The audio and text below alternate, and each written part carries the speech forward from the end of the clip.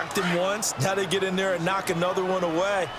You think maybe that Tucker rule being gone makes defenses a lot bolder? Yes, indeed. That time, lucky that the arm was going forward. Incomplete pass. Here's Smith. Jordan Reed has it. And he slips up past the 45 before being tackled. His first catch, good for 16 and a first. Well, sometimes our pregame meetings do pay off, don't they? What do the guys in the locker room? Back live, Charles Davis to my right. I'm Brandon Gaudin. It's Redskin football to begin quarter number 2. And they've got it here with a first down. Now a first down throw. It's Smith. Under pressure here, and down he goes. Sacked back at about the 43-yard line. Timmy Jernigan in there to get him for sack number 9 now on the year. 2 sacks last week, another one right here.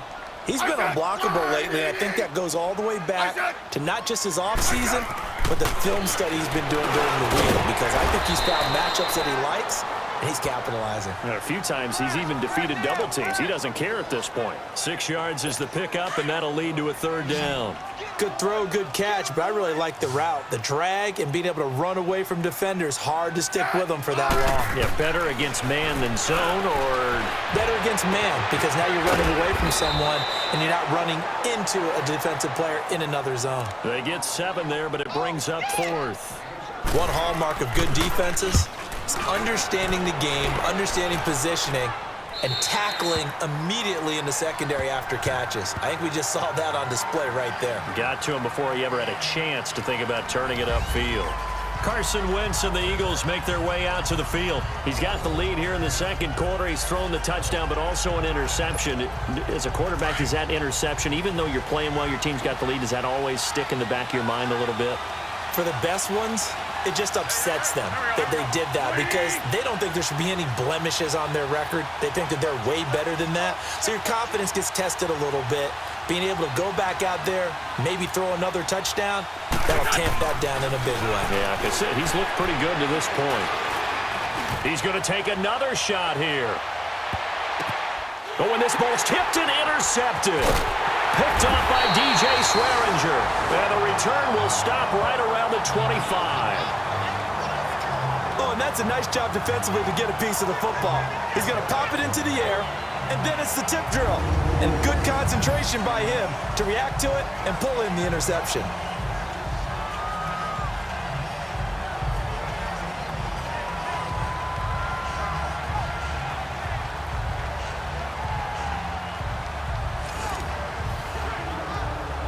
The Redskins offense now, they get set to take over here. The results for them so far not that great. Well, not good at all. 3 drives, 3 punts. Yeah, and now what you're doing is you're looking at your play sheet. You're trying to figure out what you're going against defensively. I wonder, are they showing them something they haven't seen or anticipated in practice, and maybe that's throwing them off? Or do they just have to go to a different play calling section and try and run some offense that way? Yeah, and that was a safety that came through and made the play, but there's no doubt in my mind, he hits like a linebacker, and we see a lot of that in today's NFL, don't we? And that time we do indeed. A big hit for a loss. And he'll get this up over the 25 to the 26. Timmy Jernigan, the Florida State man, in on the stop. One thing to keep in mind, partner, especially in the second half, when you've got a running back of this size, of these dimensions, I can just tell you, attrition does set in for a defense, because you're excited about hitting him in the first half. Maybe not so much in the second half, and some of these shorter gains turn into bigger runs later. And he's taken down, but able to slip across the 35. His first catch there, good for 10 yards and a first down. He's been the forgotten man in this first half. Not a guy you want to forget. Not only his first catch, first time they targeted him. That doesn't make any sense, does it? Not because at all. Those are the types of plays that he provides. When he does come alive, when they do look his way, not only is it a big catch, it's a first down. They tried a quick hitter inside, but that one was swallowed up, because what they're hoping, those big defensive linemen will take the bait and move laterally and open up a crease that they can run through. Didn't happen on that play. Geis with a carry on second down. Nowhere to go that time. He maybe got a yard up to the 40. Well, we just saw a great example of what we talked about with his coach prior to the game. He's definitely one of the better linebackers at reading a play and flowing to make the stop before it turns into something big. 2 minutes to play here in the first half. Back to FedEx Field following this short break. Coming up at the half, a reminder, we go back to Orlando to check in with Jonathan Coachman. He'll have a look back at our first half as well as a look ahead to what's coming up later this weekend. Throwing is Smith. Pressure comes, and down he goes. The Eagles get there for the sack. Fletcher Cox able to drop him for a loss of 2, and that'll bring up 4th down. That's 3 sacks now, and that's not much of a surprise to me, nor should it be to you. This team, they lead the league in sacks. Yeah, they do. This is something that we are starting to witness time and time again.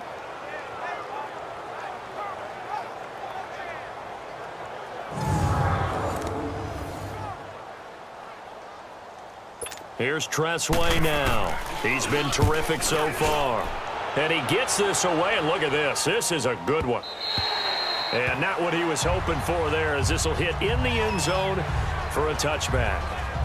Nelson Aguilar and company getting set to go again on offense now. Second quarter, a guy like him, no catches, so that's the surprising part, but they're winning, so maybe they've been able to do some other things effectively, I guess. And they found other ways, haven't they? Because the receivers will tell you, offense needs to run through us, but they're managing to get it done in this ball game without having to actually do that. I wouldn't expect them to stay silent for the rest of the game. Yeah, you got to think that his first catch is coming at some point. But one thing's for sure, when you got a big receiver and you trust him downfield, you're going to give him opportunities to go up and get that 50-50 ball. And he is a darn good big receiver. Unfortunately, that time didn't work out. Nice job defensively. He's going to rifle one. He's got a man. Complete. A gain of 39 that time. We just spoke about getting him involved. That's a good way to do it. Big play downfield. You just wonder inside his head, is he thinking, well, if I'm not going to be involved much, let's go ahead and get a big chunk play, right? So if I don't get the ball very often, let's make them all count. So the big play gets him across midfield now for 1st and 10.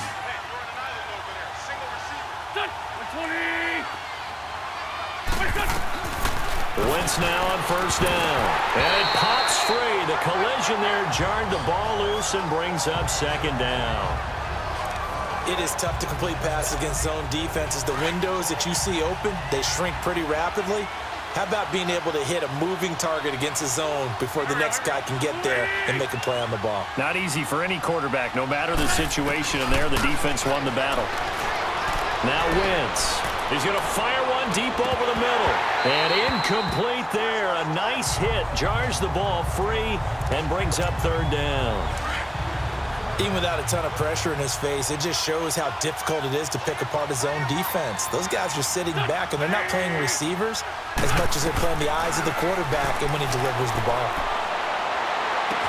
And he connects with Ertz. Touchdown, Philadelphia.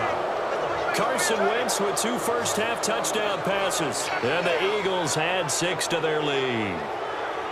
And that'll give them a 2-score lead here, but I'm looking ahead. They just want to hold it for the final moments here of the second quarter. They don't want to give up anything on the other side. No, not at all, because if they don't, it almost had the feel of an imposing their will score. And right now, they want to make sure they keep that and carry it into the second half. Point after, right down the middle. And that'll make the score 14-0. So the drive there, 5 plays, 80 yards. The result, Philadelphia in the end zone.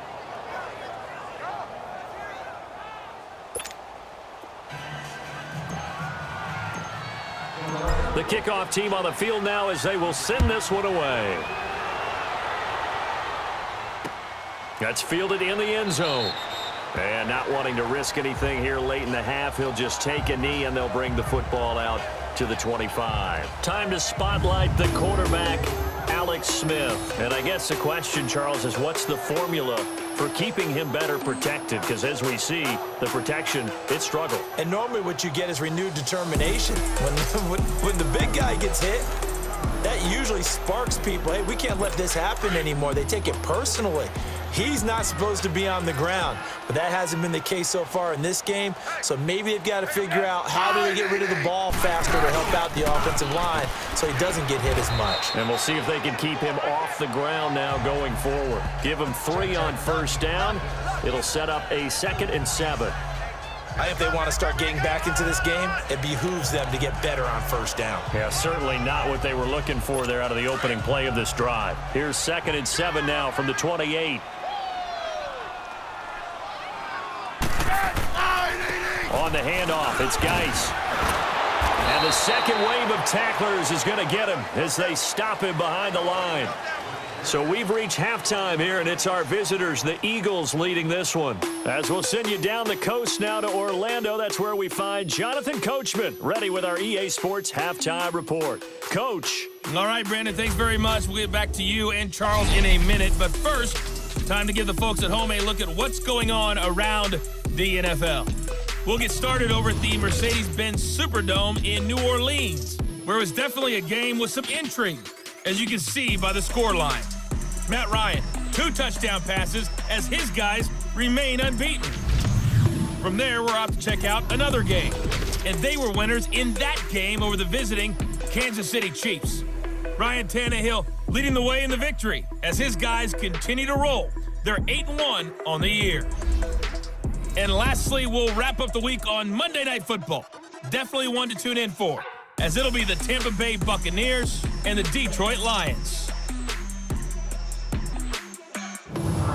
In our game, it's been Carson Wentz with a strong first half. His guys have a 2-touchdown lead as we hand it back over to Brandon Godden and Charles Davis. All right, Coach, thank you, and we welcome everyone back for quarter number 3.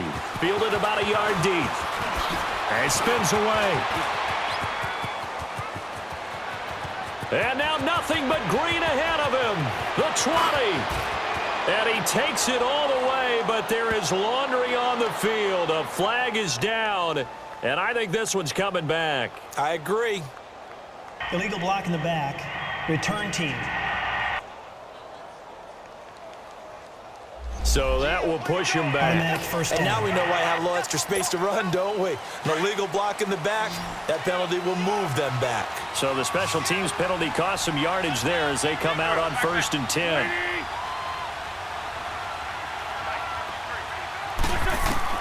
On 1st and 10, here's Wentz. A dump off to Smallwood. And he's able to get it to the edge of the red zone at the 20-yard line. It'll be a pickup of just 2, and that'll bring up 2nd down. So many times you hear today's NFL described as a space game. Get your best players into space with the football in their hands. That's why sometimes you just swing it out to your runner, get him out in the flat, and let him have a chance to make people miss an open field. And he's going to push his way down to about the 12. Now we'll get a stoppage here as it appears we've got an Eagle slow to get up. While the training staff takes a peek, we'll take a break.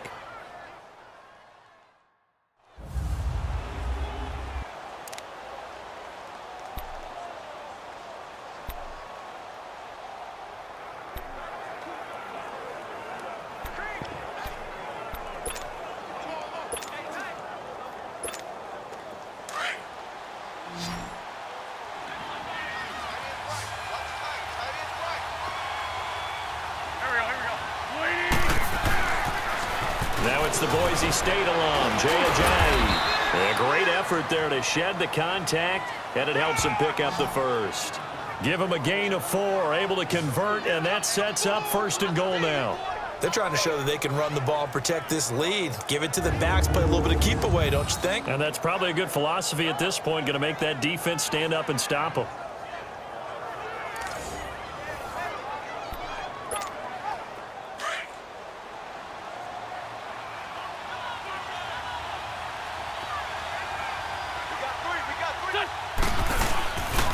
They'll try and run for it on 1st and goal. And he's going to fight his way forward here for a modest gain.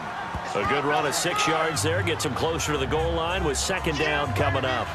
3rd quarter and you've got the lead. You're not ready to go into that 4-minute offense to close the game out, but a running game can really benefit your team right now.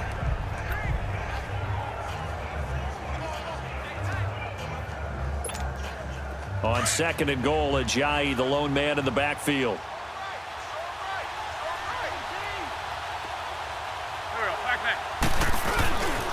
He's going to get it running right.